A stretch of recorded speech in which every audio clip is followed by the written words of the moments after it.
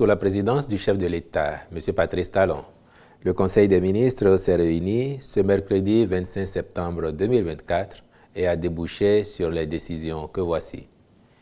Au chapitre des mesures normatives, ont été adoptés les décrets portant modification des statuts de l'Agence nationale de l'alimentation et de la nutrition et ceux de l'Agence béninoise de sécurité sanitaire des aliments, puis celui portant abrogation du décret numéro 2009-245 du 9 juin 2009 portant création, attribution, organisation et fonctionnement du Conseil de l'alimentation et de la nutrition.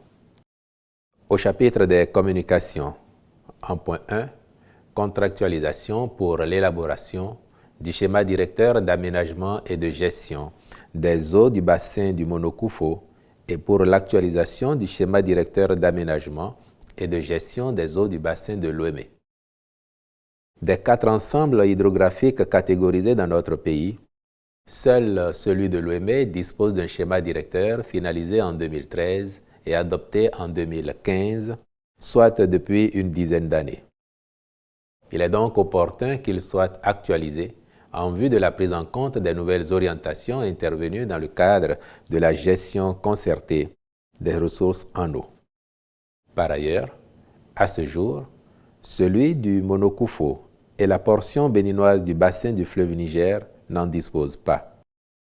En outre, les diligences sont engagées afin de doter la portion nationale du bassin de la Volta du même instrument de pilotage. La réalisation de ces schémas directeurs est nécessaire pour, à terme, favoriser la création d'une agence nationale des bassins hydrographiques, la finalité étant de gérer plus efficacement les ressources en eau du pays en lieu et place d'agences réparties par bassin. En point 2, contractualisation pour la réalisation des travaux de forage d'exploitation à gros débit destinés à l'alimentation des systèmes d'approvisionnement en eau potable multivillages dans les départements du Borgou, de l'Atakora et de la Donga et pour la surveillance et le contrôle des dits travaux. Ces travaux portent en tout sur 177 forages destinés à desservir 47 systèmes d'approvisionnement en eau potable multivillages dans ces départements. Ils viennent renforcer les projets et programmes en cours pour le développement des infrastructures hydrauliques en vue d'atteindre l'accès universel à l'eau potable au Bénin, particulièrement en milieu rural. Dans ce cadre, de nombreux autres lots ont déjà été attribués par appel d'offres, cependant que ceux relatifs aux présents travaux ont été infructueux. C'est donc pour éviter que cette situation compromette l'atteinte des objectifs que le Conseil a autorisé la contractualisation avec divers cabinets et entreprises aux fins de l'exécution diligente des marchés concernés dans un délai de 10 mois. En point 3, approbation des coûts de cession des logements sociaux et économiques. Pour rappel, lors de sa séance du 20 avril 2022, le Conseil des ministres avait déjà validé les critères d'attribution des 10 logements ainsi que les modalités de leur commercialisation.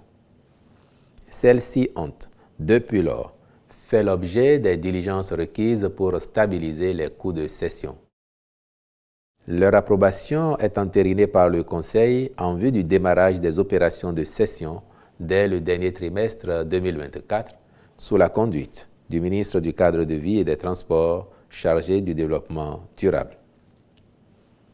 Au chapitre des rencontres et manifestations internationales, il a été autorisé la célébration de la 44e Journée mondiale de l'alimentation et de la 28e édition du Téléfood le 16 octobre 2024 à Zakota, dans le département du Zou, puis la participation du Bénin à l'Assemblée générale du Réseau international des organismes de bassin du 6 au 10 octobre 2024 à Bordeaux, en France, à la 47e session de la Commission mixte FAO-OMS du Codex Alimentarius du 25 au 30 novembre 2024 à Genève, en Suisse.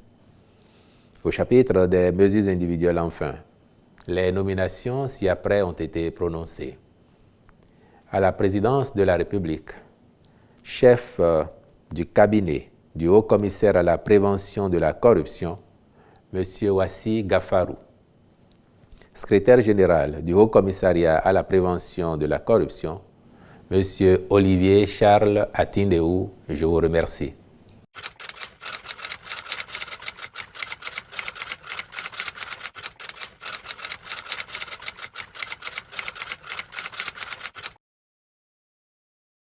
Je suis sûr que vous êtes sûr que, comme vous, j'attends que la justice de notre pays nous livre les éléments d'appréciation du dossier de l'espèce que vous évoquez, afin que l'opinion publique, l'opinion nationale comme internationale, soit située sur les raisons qui justifient les interpellations des personnalités que vous évoquez.